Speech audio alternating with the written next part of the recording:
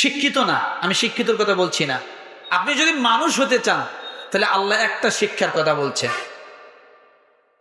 আর রহমান আল্লামাল কুরআন খলাকাল ইনসান আল্লামাহুল বায়ান। আর রহমান দয়াময় আল্লাহ, আল্লামাল কুরআন শিক্ষা দিয়েছেন কি? কোরআন। খলাকাল ইনসান মানুষ বানানোর জন্য। কি বানানোর জন্য? তাহলে মানুষ বানানোর জন্য একমাত্র শিক্ষা কোনটা? কথা বলেন, কোরআনের শিক্ষা। আবার এই কথা ভাববেন না যে কোরআনের শিক্ষা মানেই যে আলেম হওয়া, তা না। কোরআনের শিক্ষা মানেই যে বড় মুহাদ্দিস হওয়া, তা না। কোরআনের শিক্ষা মানেই যে মুহাদ্দিস হয়ে বড় ইমাম হওয়া, তা না। কোরআনের শিক্ষা হলো যে কোনো পরিবার থেকে, যে কোনো পরিস্থিতিতে থেকে কোরআনের শিক্ষায় শিক্ষিত করে দিতে পারে, কিন্তু সেটা আলেম হওয়া শর্ত নয়। আলেম হওয়া শর্ত? বলেন, একজন ইঞ্জিনিয়ার কি কোরআনের শিক্ষায় শিক্ষিত হতে পারে না? একজন ডাক্তার কি কোরআনের শিক্ষায় শিক্ষিত হতে পারে না? কোন শিক্ষা শিক্ষিত হবে? তার পরিবার কেমনে চলবে এটা কোরআন থেকে জ্ঞান নেবে। সে সন্তান হিসেবে বাবার সাথে কি আচরণ করবে এর শিক্ষা কোথা থেকে নিবে? কোরআন থেকে নিবে। সে স্বামী হিসেবে স্ত্রীর কাছে সে কোন ধরনের আচরণ করবে এই শিক্ষা কোথা থেকে নেবে? কোরআন থেকে নিবে। সে রাষ্ট্র কিভাবে চালাবে এই শিক্ষা নেবে কোরআন থেকে। অর্থাৎ যখন যা কিছু একজন মানুষের প্রয়োজন, সেই শিক্ষাগুলো যদি সে কোরআন থেকে নিতে পারে, তাহলে অবশ্যই সেই মানুষটাকেই আল্লাহ মানুষ বলেছেন। লম্বা বড় দাড়ি, লম্বা বড় পাঞ্জাবি, বিশাল বড় পাগড়ি, বিভিন্ন মসজিদের বড় বড় হুজুর, বড় বড় মাদ্রাসার মুহাদ্দিস, এরাই যে শুধু মানুষ হবে তা না।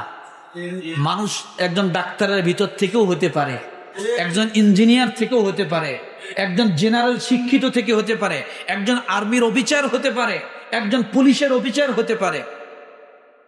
সেটা কতটুকু তার চলার জীবনে যতটুকু এলেম এবং কোরআনের শিক্ষা দরকার, ততটুকু যদি তার ভিতরে থাকে, তাকেই মানুষ বলা হয়। 12 বছর শিক্ষা অর্জন করলেই যে তাকে মানুষ বলা হয়। আর যে 12 বছর পরে না, দাওরা হাদিস পাস করে না, মুহাদ্দিস হয় না, তাকে মানুষ বলা হয় না বলে আল্লাহ এরকম ভাবে ম্যানুয়াল দাবি করেন নাই। যার ভিতরে কোরআনের জ্ঞান আছে সেই মানুষ। যার ভিতরে কি আছে? যার ভিতরে কোরআনের জ্ঞান আছে সেই কি? মানুষ। এছাড়া যার ভিতরে কোরআনের জ্ঞান নাই, তাকে আল্লাহ পশুর সাথে শামিল করেছেন। কিসের সাথে? নবীজি বলেছেন, ইন্নাল্লাযী লাইসা ফী খাওবিহি জাইউম মিনাল কুরআনি কাল বাইতিল খরিব। একটা বিরামহীন ঘর, যে ঘরের মধ্যে শুধু 4টে খুঁটি আছে, বেড়া আছে, সব আছে, কিন্তু মানুষ বসবাস ওই ঘরে কি বসবাস করে? শিয়াল বসবাস করবে, বিড়াল বসবাস করবে, এরপরে ইঁদুর বসবাস করবে, তেলাপোকা বসবাস করবে, কুকুর বসবাস করবে। মানুষ বসবাস যে ঘরে না করে। তো একজন মানুষের মানুষত্ব যে দিলের ভিতরে নাই, সেই দিলের ভিতরে শিয়ালের মতো প্রাণী আছে। শয়তান বসবাস করবে, আছে না নাই? আর যার ভিতরে কোরআন আছে, তার ভিতরে মানুষত্ব আছে। শয়তান তাকে হাজারো ধাক্কায় খারাপ কাজে নিতে পারে না। এই জন্য পিতাদেরকে আল্লাহ বলছেন যে তোমাদের প্রতি যে সন্তানের কর্তব্য আছে সেগুলো তোমরা পালন কর। 1 নাম্বার কর্তব্য কি জানেন? আপনি যখন স্বামী হবেন, আপনি স্বামী যখন হতে যাচ্ছেন, অর্থাৎ আপনি যখন বিবাহ করতে যাবেন, আপনাকে কয়েকটা জিনিস খেয়াল করা দরকার। কি খেয়াল করবেন? নবীজি বলেছেন, তোমরা যে মেয়েটাকে বিবাহ করতে যাবে, 1 নাম্বার তার দিনদারি দেখো। কি দেখো? দিনদারি দেখো। দ্বিতীয় নাম্বার, তার সম্পদ দেখো। কি দেখতে বলছে? বলে হুজুর সম্পদ কেন, যৌতুক নেওয়া লাগবে? বলে না, যৌতুকের জন্য না। নবীজির হাদিসটা আপনি একটু সূক্ষ্মভাবে খেয়াল করেন, কেউ রাগ করবেন না, আল্লাহর রাস্তায় মাপ চাই। হাদিসটা বুঝাইতে যে কথাটা বলতেছি, অনেকের পরিবারে এটা হইতে পারে, কিন্তু মাইনাস করে দিবেন। সেটা হলো, আপনার স্ত্রীর পরিবারের মধ্যে যদি সম্পদশালী না হয়, তাহলে দেখবেন আপনার সংসারে ইঁদুর খাওয়ার মতো হয়েছে। কিসের মতো? কথাটা বোঝেন নাই মনে হয়। আপনি 5 কেজি চাউল আনছেন, 4 কেজি আছে, 1 কেজি নাই। বড় একটা মাছ আনছেন, ওই মাছটা খাইতে যায় আপনার স্ত্রী চিন্তা করবে, এরকম একটা বড় মাছের পিস যদি আমার বাপকে খাওয়াইতে পারতাম কত না ভালো হইতো। বোঝার জন্য কথাটা বলছি, কারণ তার পরিবার অতটা সচ্ছলতা নাই। সে এই বড় মাছটা কখনো তার পরিবারে খাইতে দেখে নাই। সে সব সময় চিন্তা করবে স্বামীর এখান থেকে কিছু টানা আর নিজের পরিবারের কাছে কিছু দেওয়া। আর যে পরিবারে আছে, সে ওই চিন্তাটা কখনো কি করার চেষ্টা করে না। আমার পরিবারে আছে, আমার বাবা মা অনেক খাওয়াইছে, কথা ঠিক না? এই জন্য নবীজি হয়তো এই জন্য বলেছেন যে যখন বিবাহ করবে তখন তোমার স্ত্রীর সম্পদ দেখে বিবাহ করো, যাতে তোমার এখান থেকে পিছু টান না হয়, তোমার যেন কি হয়, সহযোগিতা হয়, অথবা অন্তত পিছু টান না হয় যে আপনি যা আনতেছেন তা শ্বশুর বাড়ি পাচার হচ্ছে। ওইভাবে যতদিন যে সংসারে থাকবে, আমার দেখা মতো আমি ওই সংসারে কোনোদিন বরকত দেখি না। স্বামী আনতে আছে আর বউয়ের মুখে খালি নাই নাই নাই নাই, আছে না নাই? আছে।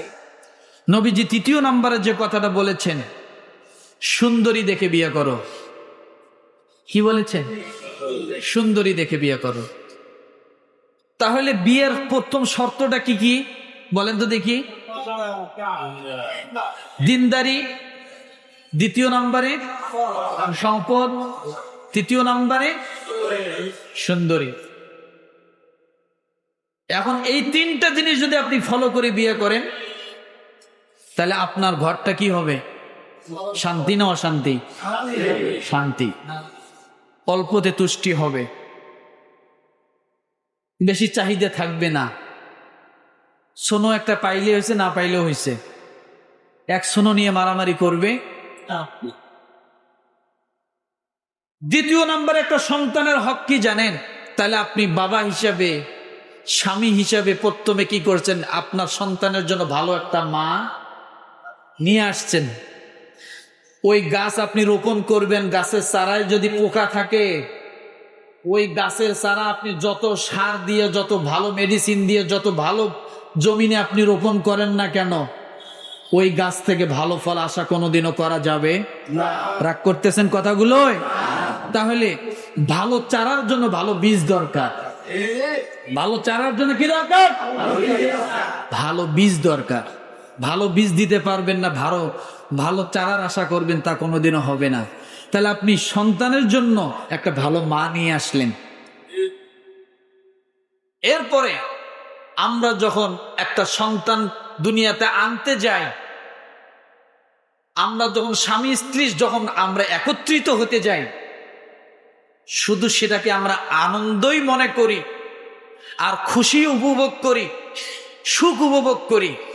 এর মাঝে যে রসুলের কিছু বিধান আছে, আল্লাহর কিছু বিধান আছে, এটা আমরা কখনো জানার চেষ্টাও করি না। ওই সময় প্রথম দিন বাসর ঘরে আপনি যাইয়া মজার মজার কথা, মজার মজার খাবার, মজার মজার কাহিনী শুরু করছেন, সব করলেন, কিন্তু মূল জিনিসটা আপনি হাত দেন নাই। সেটা হলো, এখানে রসুলের একটা বিধান আছে। কি আছে? যখন একটা নতুন দোকান দেন, হুজুরকে ডাক দিয়ে মিলাদ পড়ান। পড়ান কেন? পড়ান। আমি পড়াইতে বলতেছি না যে পড়াইতে হবে, এটা বলতেছি না, কিন্তু আমি প্রশ্ন, কেন পড়ান? বরকতের জন্য। তো যে নতুন দোকান দিলাম, হুজুরকে ডাক দিয়ে একটু মিলাদ পড়াই, যাতে বরকত হয়, তাই না? একটা বিল্ডিং যখন করেন, আপনি চেষ্টা করেন, আপনার বাবা যদি বেঁচে থাকে, যে আব্বা প্রথম মশলাটা তুমি ঢালিয়ে দাও। মা থাকলে বলেন মা তুমি ঢালে দাও। কেন দেন? যে মুরব্বীর হাত দিয়ে দিলে কি হবে? তা আপনি বিল্ডিং করার সময় প্রথম মশলা, প্রথম ইট, প্রথম কোদালের খোদাই একজন ইমামকে দিয়ে দেন, একজন মুরব্বীকে দিয়ে দেন, বাবা মাকে দিয়ে দেন, সব দিলেন কেন? বিল্ডিং যাতে কি হয়, বিপদ আপদ মুক্ত হয়, সুন্দর হয়, কাজ কাম যেন ভালো হয়। কথা ঠিক কিনা? কিন্তু আপনি প্রথম রাত্রে যে স্বামী হিসেবে স্ত্রীর কাছে গেছেন, ওখানেও তো কিছু রহমতের দরকার আছে, আছে না নাই? বরকতের দরকার আছে, আছে না নাই? আপনার একটুকু মাথায় নেই যে বরকত লাগবে কি লাগবে। আপনি ওখানে বিল্ডিং যে স্থাপন করতে যাচ্ছেন, ওখানে একটা দোয়া আছে, বিসমিল্লাহি আল্লাহুম্মা জান্নিবনাশ শাইতান। আপনি আল্লাহর কাছে এই দোয়া করতেছেন, আল্লাহ তোমার নাম নিয়ে শুরু করছি এবং শয়তানের ওয়াসওয়াসা থেকে আমি এখানে হেফাজত চাচ্ছি। তাহলে আপনি প্রথম কাজের শুরুতে যদি শয়তানের ওয়াসওয়াসা থেকে হেফাজত চাইয়া যদি আপনি প্রথম স্ত্রী ব্যবহার করেন, ওই স্ত্রীর গর্ভে যা যাবে তাই তো হবে আব্দুল কাদের জিলানী। কথা বোঝেন নাই মনে হয়? তাই হবে কি আব্দুল কাদের জিলানী। আর যদি আপনি ওই দোয়াটা ব্যবহার না করেন, শয়তান ওখানে আছে, ওখানে তো তখন ওই প্রথম যে ব্যবহার করলেন ওখান থেকে আসবে কালা জাহাঙ্গীর, পিসি হান্নান, কি আসবে কেশা শিকদার। রাগ করবেন না আমার কথায় কেউ? ওখান থেকে তো এরা আসবে, কারণ ওদের গোড়ায় ছিল কে? শয়তান। আর আপনি প্রথম কাজের শুরুতে শয়তানের কাছ থেকে আশ্রয় চাইলেন না, আল্লাহর নাম নিলেন না, শুরু করলেন না, আর আপনি হুজুরের কাছে আইছেন, হুজুর ওর পরে যেটা বাইর হইছে, হুজুর এটারে এত কথা বলি শোনেন, একটা তাবিজ দেন হুজুর। আরে ভাই, বিল্ডিং করার পরে যদি ভিত্তি বাঁকা হয় আর সেই বিল্ডিং এর মাথায় যদি আপনি তাবিজ লটকায়া দেন, কিয়ামত হয়ে যাবে। সুলাইমান নবীর দোহাই দিবেন, ওই বিল্ডিং সোজা হবে না, হবে? কিন্তু তাবিজ তো দেওয়া লাগছিল শুরুতে। তাবিজ কোথায় দেওয়া লাগছিল? শুরুতে। শুরুতে না, আগেরকার জামানায় দেখছি মুরব্বীরা যখন ছেলে পেলে নিয়ে বিয়ে করাইতে যাইতো, তখন ছেলেরে বলতো, মেয়েরে বলতো, একখানে দাঁড় করাইয়া এই 2 রাকাত নফল নামাজ পড়। আপনারা মনে এরকম নামাজ পড়ে অনেকে গেছেন, জান নাই? কে কে গেছেন? নামাজ পড় 2 রাকাত নফল নামাজ পড়ি বিয়ে করতে গেছেন, এমন আছেন না? আর এখন নামাজ আছে, নামাজ আছে, কি গাছ কি আছে? কয় একটা হিন্দি গান সারিস ভালো করে আছে না নাই? একটা হিন্দি গান ভালো করে সারিস। আমি কিন্তু রুমে ঢুকলাম, রাগ করবেন না কথাগুলো।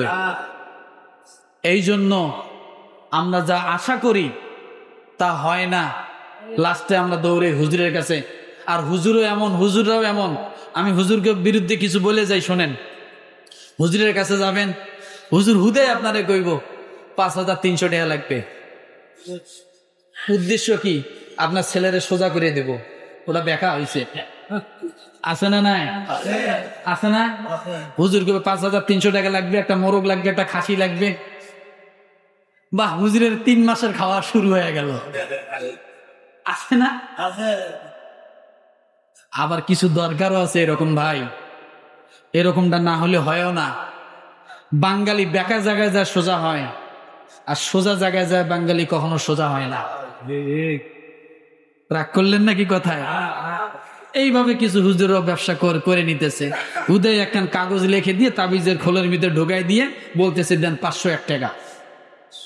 চারি নাও ওখানে ব্যবসা হয়নি, ওখানে চারি নাও খরচ নেই। কত দেওয়া লাগতেছে? ওখানে যা ঠিকই দেয় বাঙালি। আর যদি বলেন যে ভাই ওই হুজুরে কিছু হাদিয়া দিয়েন, কি হুজুরে হাদিয়া দেয়, আছে না নাই? তো যাই হোক, কথা হলো ওটা না। আমার উদ্দেশ্য হলো আল্লাহ তাআলা পিতা মাতাদেরকে কি বলছেন। তাহলে আপনি যখন পিতা হতে যাচ্ছেন, তার আগে আপনি স্বামী হওয়ার জন্য আপনার কি খুঁজতে হবে? ভালো একটা নেককার। এখন আপনি নেককার মেয়ে খোঁজি বেড়ান, আইয়ে হুজুর কি কোন হুজুর ভালো একটা মেয়ে দেখেন, হুজুর যাতে পর্দা নিশি হয়, মাদ্রাসা পড়ুয়া হলেও সমস্যা নেই, 5 ওয়াক্ত নামাজি হয়। কিন্তু আপনি 5 ওয়াক্ত নামাজ পড়েন না, আপনি ধারে কাছেও নাই। আপনি আপনার স্ত্রীকে পর্দা নিশি বানাতে আপনার চোখের পর্দা নাই, আপনি 47 জায়গায় বেড়ার ফাঁক দিয়ে দেখে বেড়ান, আসেন রাগ করলে? হ্যাঁ, আপনি আপনার বউরে প্যাকেট করে নিয়ে যাইতেছেন কোনাবাড়ি মার্কেটে, আর আপনি চালুত তুলুত করে দেখে বেড়াইতেছেন কার বউ কেমন। আছে না নাই? এগুলো বললে অনেকে আমার উপর আবার বেজার হয়। বউ কি আছে বোরকায় প্যাকেট করা, আর স্বামী কি করতেছে? ওই বউরে পাশে নিয়ে মার্কেটের দোকানে ঢুকছে, ও বউয়ের দিক না থাকে, কাপড়ের দিক না থাকে, আরেক দিক চায় রয়েছে। বউ দিছে এক গোটায়, ওই দিক কি দেও? কয় না কিছু না, আল্লাহ মেয়ামত দেখতেছি। কি কি দেখে? আল্লাহ মেয়ামত। রাগ করলেন নাকি? আল্লাহ মেয়ামত দেখতেছি। এই জন্য শুধু এক পক্ষকে ভালো হলে হবে না, দুই পক্ষকে ভালো হতে হবে। শুধু স্ত্রী ভালো হলে হবে না, স্বামীটাকেও কি হতে হবে? ভালো হতে হবে। তাহলে এখানে দুইটা হক পেলাম সন্তানের জন্য, ভালো একজন মা, আর যখন আপনি সন্তান জন্ম দেওয়ার জন্য প্রস্তুতি নেবেন, ওখানে একটা কি দোয়া আছে না নাই? আছে না নাই? আছে। এরপরে আরো 8টা হক আমি গত 2 জুমা আগে মনে হয় বলেছি। সন্তানের ভালো একটা নাম, 7 দিনের দিন আকিকা, মাথা মুন্ডানো, দান সৎকা করা, আছে না? সন্তানকে দ্বীনের তরবিয়ত শিক্ষা দেওয়া, এগুলো করা। এই মোট 10টা যদি আপনি সন্তানের শুরু থেকে, যখন বাবা স্বামী হবেন তখন থেকে নিয়ে সন্তানের চিন্তা করেন, তাহলে আপনার জন্য এগুলো পর্যায়ক্রমে করে আসলে আপনি একটা ভালো সন্তানের আশা করতে পারেন। তা না হলে আপনি যতই ডিগ্রিধারী সন্তানকে বানান না কেন, উচ্চশিক্ষা বানান না কেন, ওটা শিক্ষিত হবে, আল্লাহর কসম ওটা মানুষ হবে না। শিক্ষিত এক জিনিস, মানুষ আরেক জিনিস। আর মানুষ হতে হলে একটাই ফর্মুলা, আল্লামাল কুরআন খালাকাল ইনসান। কোরআনের জ্ঞান থাকতে হবে। কি থাকতে হবে? আল্লাহ তাআলা আমাদের সকলকে, প্রত্যেকটা পিতামাতাদেরকে সন্তানের যা কর্তব্য তা পালন করার জন্য তৌফিক দান করুক, আমিন। ও আখির দাওয়ানা